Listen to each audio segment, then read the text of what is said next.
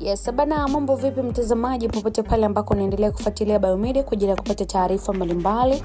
Nikupe karibu sana tuendelee kuangazia taarifa mbalimbali. Kama hujasubscribe, kushare, ku like pamoja na comment, unaweza kufanya hivyo na kuweza kuwa mtu wa kwanza kabisa kupata taarifa za kwetu, si ndio?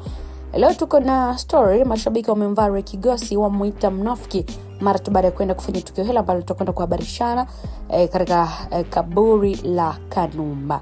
Ni jijini Dar es Salaam, Januari 2, 2026. Yuko msanii maarufu kabisa wa filamu nchini Tanzania kwa jina lake anaitwa Vincent Kigosi maarufu kama Ray, ambaye amegusa mioyo ya baadhi ya mashabiki na wapenzi wa sanaa baada ya kushiriki video ya kipekee akiwa anatembelea kaburi la msanii mwenzake na rafiki wa karibu kabisa marehemu Stephen Kanumba katika kuadhimisha mwaka mpya 2026. Ni kupitia video hiyo Ray alionyesha hisia zake lakini pia maombolezo, akisisitiza kuwa licha ya muda mrefu tangu kifo cha Kanumba, kumbukumbu zake hazijapotea. Na katika ujumbe wake aliandika maneno yenye uchungu na huzuni, nami nitasoma kama ambavyo iliandikwa.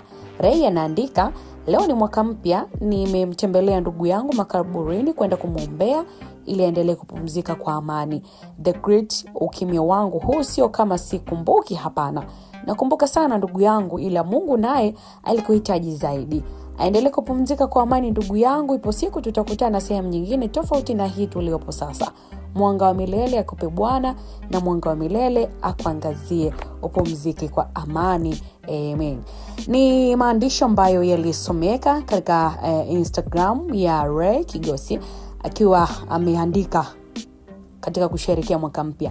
Video hiyo pia imesambaa kwa kasi sana mitandaoni na kuibua maoni mengi kutoka kwa mashabiki na wapenzi wa sanaa, wengi wakionyesha kuhuzunika lakini pia kuthamini upendo wa Ray kwa Kanumba na namna alivyoweka heshima kwa rafiki yake marehemu.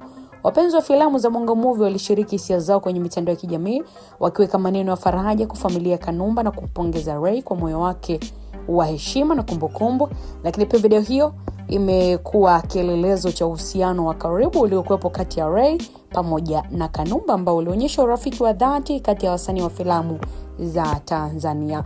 Mashabiki wengi waliweza kuzungumza na kusema kuwa hatua ya Ray ni mfano wa kuenzi wasanii waliotangulia, huku akipongeza wasanii wengine kuendelea kuhifadhi kumbukumbu za wale waliopotea katika sekta ya sanaa. Lakini pia Ray amethibitisha mara kadhaa kuwa anathamini sana urafiki uliokuwa kati yao yeye pamoja na Kanumba, na kwamba kumbukumbu zake basi zitaendelea kuishi katika kupitia familia, wapenzi wa sanaa na kazi zao za filamu ambazo zimekuwa kumbukwa tu si na mashabiki bali pia hata kizazi kipya cha wasanii wa Bongo Movie. Sasa baada ya tukio hilo bana Ray Kigosi kuzua mijadala mitandaoni siku ya jana na leo, wako baadhi ya mashabiki ambao wamechukulia tofauti tukio hilo la Ray na kumuita mnafiki. Hii ni kutokana na kutoishi vizuri na Kanumba wakati yupo hai, kwamba walikuwa na bifu. Sasa leo hii anajikuta mwema kwa Kanumba kisa amekwisha kufariki dunia.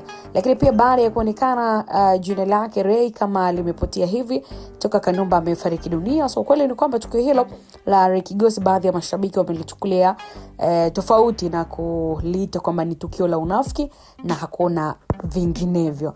Nini maoni yako pengine wewe ambaye unaendelea kutazama Biomedia? Unadhani tukio la Ray Kigosi kwenda kwenye kaburi la Kanumba ni upendo ama ni unafiki kama ambavyo wengine wameweza kuzungumza na baadhi ya mashabiki? Endelea kuandika maoni yako moja kwa moja, tutaweza kuangazia kwa wakati mwingine. Wakati mwema mtazamaji, endelea kusubscribe, kushare, ku like pamoja na kucomment.